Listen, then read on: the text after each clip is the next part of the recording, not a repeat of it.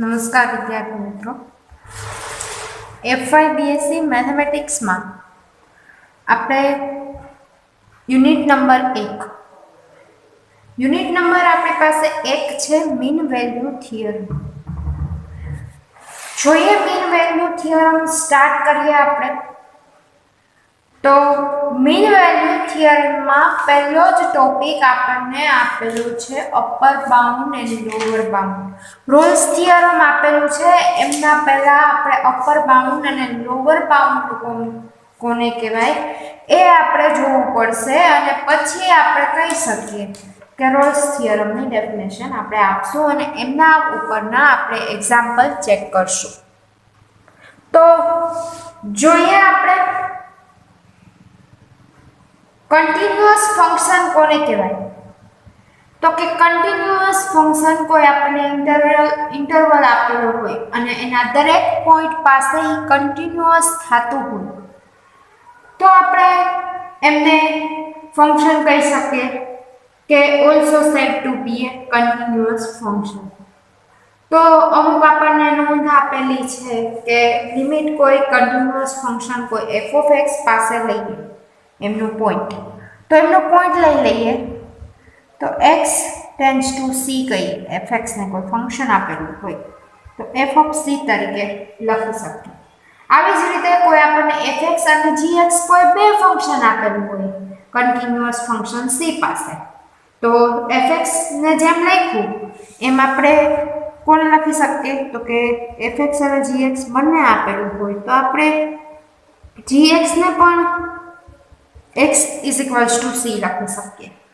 આવી જ રીતે ટુ કન્ટિન્યુઅસ ફંક્શન કોઈ આપેલું હોય f(x) અને g(x) તો ત્યારબાદ એડિશનમાં આપેલું હોય, અહીંયા ખાલી તમને ફંક્શન f(x) અને g(x) આપતા હતા, ત્યારબાદ હવે તમને અહીંયા એડિશનમાં આપેલું હોય તો એડિશનમાં આપેલું હોય તો તમે શું કરશો?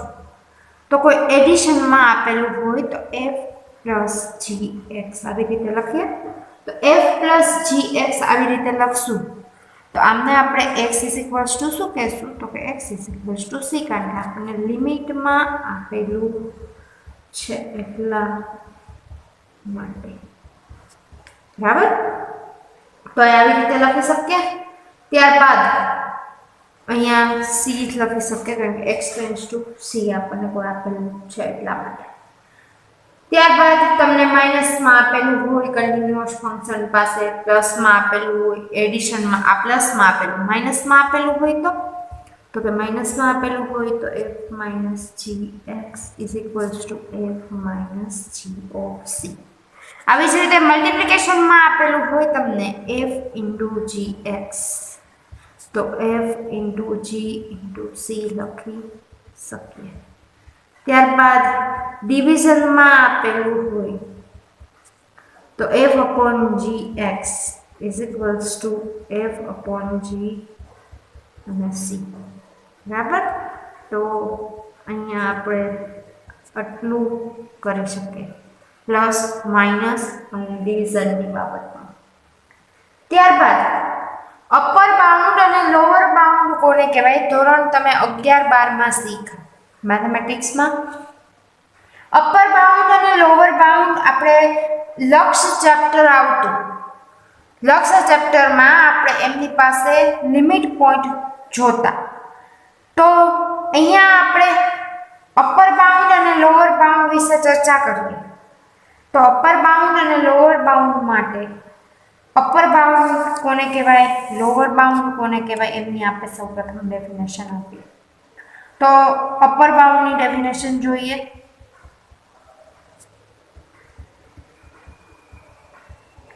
અપર બાઉન્ડ માટે તમને એમ કહે છે કે કોઈ તમને non empty subset of R કોઈ રિયલ નંબર માટે આપેલું હોય તો લખીએ લેટ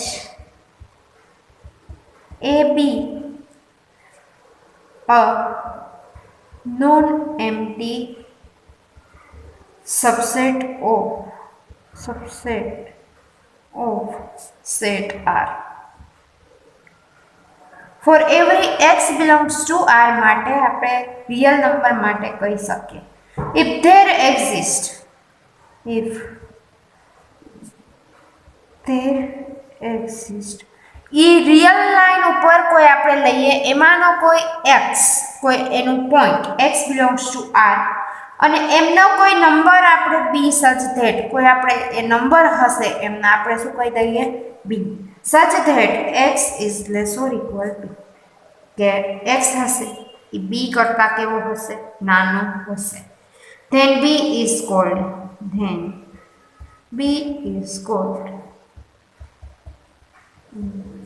અપર બાઉન્ડ જોઈએ કોઈ આપણને રિયલ લાઈન ઉપરનું કોઈ આપણને પોઈન્ટ આપેલું છે કોઈ સેટ્સ આપેલો છે a is equals to 1 a is equals to 1 2 50 સુધીનું આપેલું છે આપણે આમને a કહી શકીએ અને આમને શું કહી શકીએ b કહી શકીએ હવે આપણને નોન એમ્પ્ટી સેટ a આપેલો છે એ સેટ r માં છે તો કે હા the subset of r x belongs to r every x belongs to r b such that એવો b આપણે લેવાનો b એવો આપણે લેવાનો કે જેમનો અપર બાઉન્ડ થઈ શકે છે તો b એવો લેવાનો કે x less or equal b થાય તો x less or equal b માટે આપણે એમની અપર બાઉન્ડ શું કહી શકીએ તો કે એમની અપર બાઉન્ડ આપણે 50 કહી શકીએ કારણ કે આમના તમામે તમામ આમાં x આપેલા હશે એ b કરતા x કેવા હશે નાના તો નાના હોય તો આમનો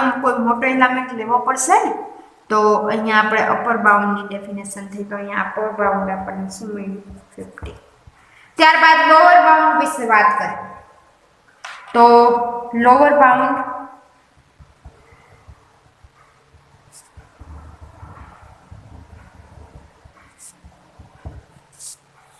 તો લોઅર બાઉન્ડ કહી દઈએ લેટ a b એ non empty subset of real line માટે જ વાત કરેલી છે સેટ r બરાબર for every x belongs to r if there exist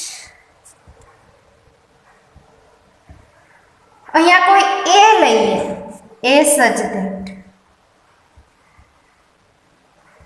a is less or equal x કે x નું મૂલ્ય a કરતા કેવું હોવું જોઈએ મોટું હોવું જોઈએ કોઈ તમને સેટ આપેલો હોય એમના માટે then a is આ a આપણને આપેલો છે ને a is called lower bound કોઈ તમને સેટ આપેલો છે a is equals to આપણે 1 થી 50 જ લઈએ 1 થી 50 લઈએ તમને એવું કીધેલું છે તમને એવી કન્ડિશન આપેલી છે કે a less or equal x થાય a less or equal x માટે તમારે એવી કન્ડિશન બતાવવાની રહેશે કે x કરતા હંમેશા કેવું રહેશે એ નાનું રહેશે તો આ તમામે તમામ x every x real line ઉપર આપેલા છે આ x આમાં સમાયેલા છે તો x નું મૂલ્ય a કરતા કેવું હોવું જોઈએ તો કે a કરતા મોટું હોવું જોઈએ એટલે એનું મૂલ્ય કેવું લેવાનું નાનું તો આમાં નાનામાં નાની વેલ્યુ કઈ તો કે 1 તો a એમની લોઅર બાઉન્ડ શું થશે 1 તો અહીંયા લોઅર બાઉન્ડ અને અપર બાઉન્ડ ની ડેફિનેશન કમ્પ્લીટ થાય છે ત્યારબાદ આપણે જોઈએ લિસ્ટ અપર બાઉન્ડ તો આપેલો છે એમનો લિસ્ટ એલિમેન્ટ એટલે લિસ્ટ અપર બાઉન્ડ લિસ્ટ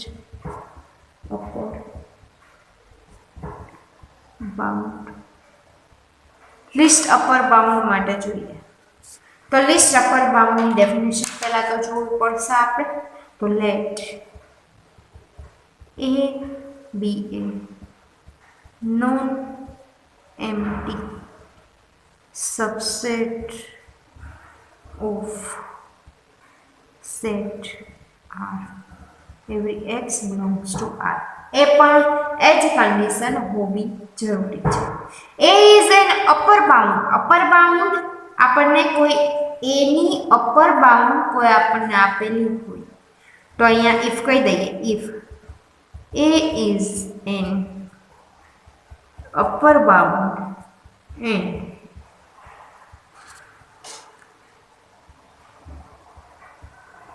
એ અપર બાઉન્ડ એમની આપેલી છે અને આપણને એમ કીધેલું છે કે લિસ્ટ શોધવાનું છે તો એમની શું કીધું છે a is an upper bound and if u is an upper bound set લીધો છે and u is upper bound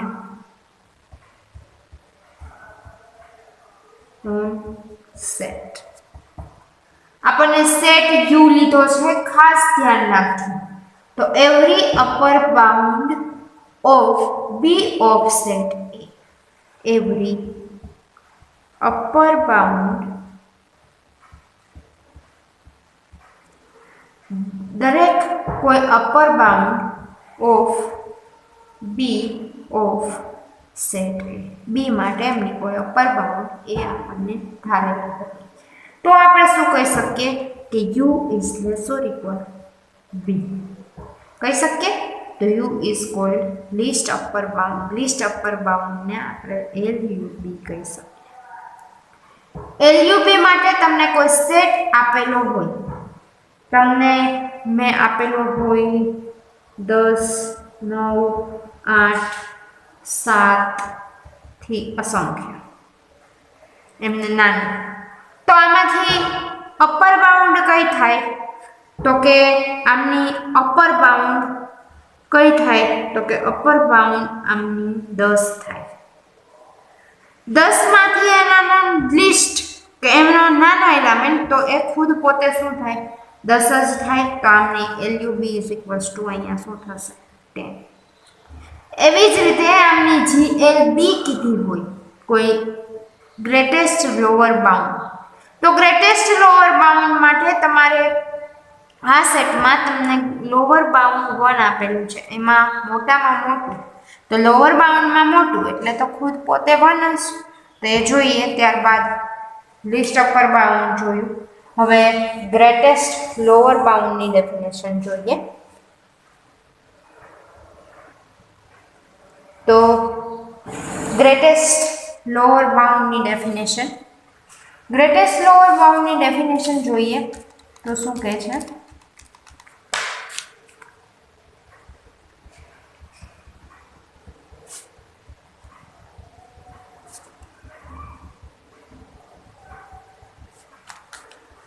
greatest lower bound માટે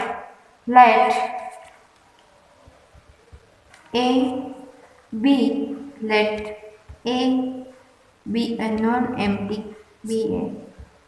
non-empty subset of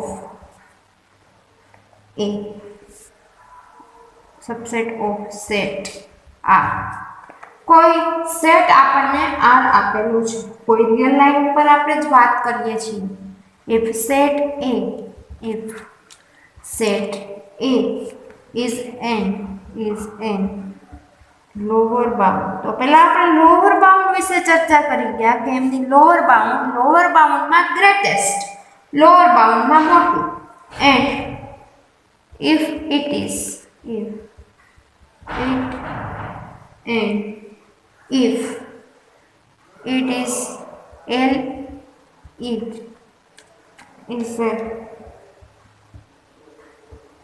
lower bound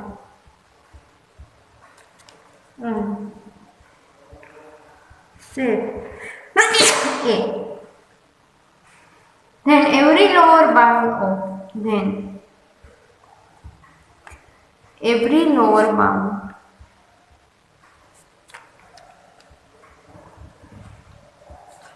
of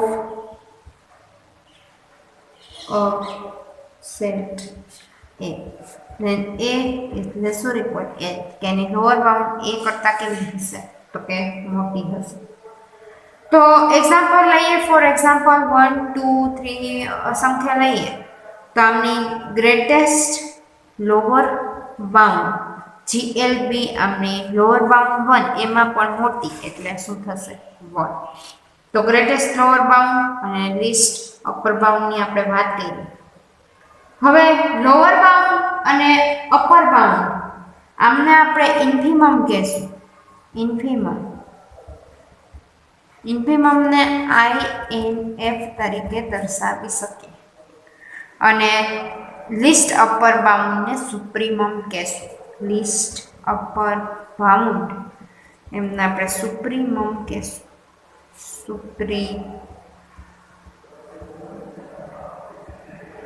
બરાબર. તો અહીંયા આપણે 4 ડેફિનેશન જોઈએ. Upper bound, lower bound, least upper bound અને greatest lower bound. હવે બાઉન્ડેડ સેટ ક્યારે કહેવાય? તો એમની લોઅર બાઉન્ડ અને અપર બાઉન્ડ બંને મળતી હોય સેટ A માં તો આપણે શું કહી શકીએ? એમને બાઉન્ડેડ સેટ કહી શકીએ. તો બાઉન્ડેડ સેટ અને બાઉન્ડેડ ફંક્શન વિશે આપણે વાત કરશું. તો બાઉન્ડેડ સેટ પહેલા તો કોને કહેવાય એ આપણે જોઈએ. બાઉન્ડેડ સેટ કોને કહેશું એ ચર્ચા કરીએ. તો પહેલા ડેફિનેશન લખી લઈએ. Set A is upper bounded as well as lower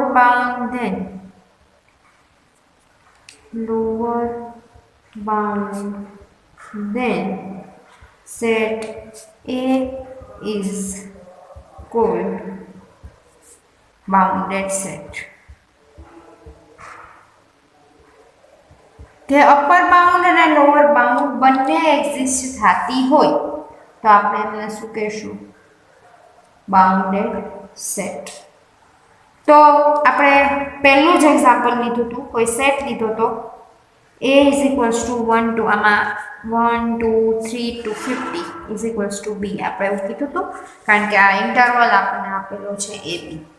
તો AB કોઈ આપણને આપેલું છે તો આપણે A is equals to 1 B is equals to 50 upper bound અને લોઅર બાઉન્ડ કીધું. તો આ બંને એક્ઝિસ્ટ થાય છે તો એક્ઝિસ્ટ બંને થાય એમને આપણે શું કહીશું? Bounded set. તો એનું એક્ઝામ્પલ જોયું. ત્યારબાદ બાઉન્ડેડ ફંક્શન શું કહીશું? Bounded function. બાઉન્ડેડ ફંક્શન કોને કહેશું એ જોઈએ. લેટ ફંક્શન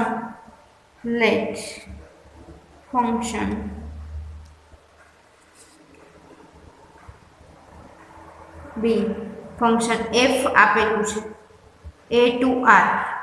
કોઈ આપણે a સેટ લઈએ, a subset of r non empty subset of r આપેલું છે તો a જે હશે તો એનો ડોમેઇન આપણે લીધો છે a માંથી લઈએ છીએ અને મળશે કેમાં?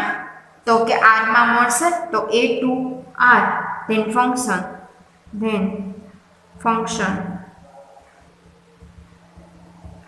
f is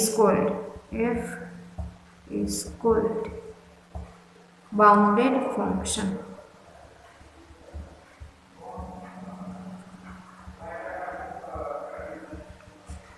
બરાબર. તો બાઉન્ડેડ ફંક્શનની આપણે ડેફિનેશન જોઈ.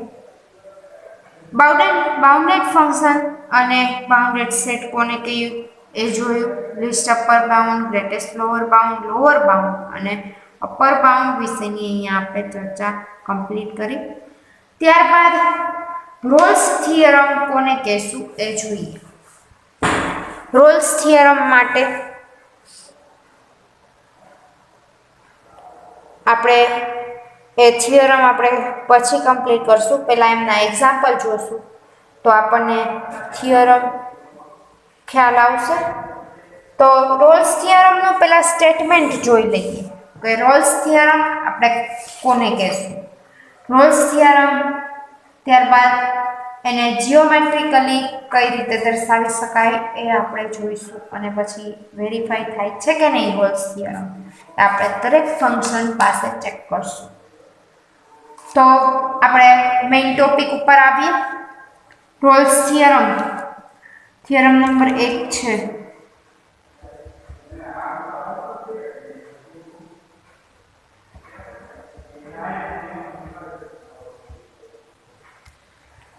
તો રોલ્સ થિયરમનું સ્ટેટમેન્ટ છે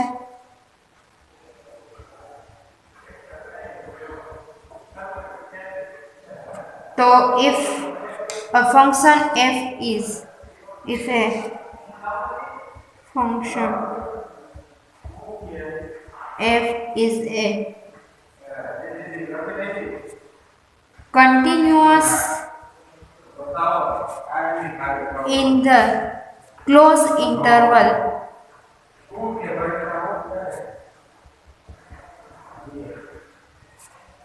ab. ક્લોઝ ઇન્ટરવલ ab આપણને આપેલું છે એ કન્ટિન્યુઅસ ફંક્શન હોવું જરૂરી છે. ત્યારબાદ એમનું ડેરિવેટિવ એક્ઝિસ્ટ થવું જરૂરી છે.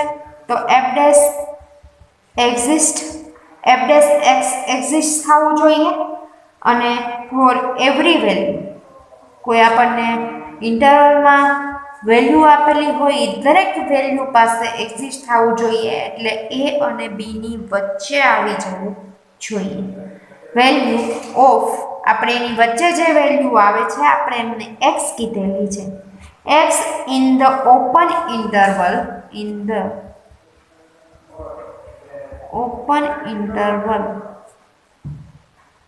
ab.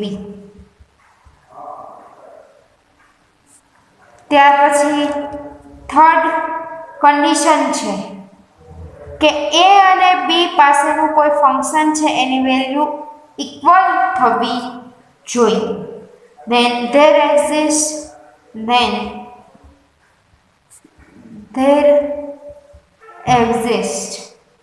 at least one value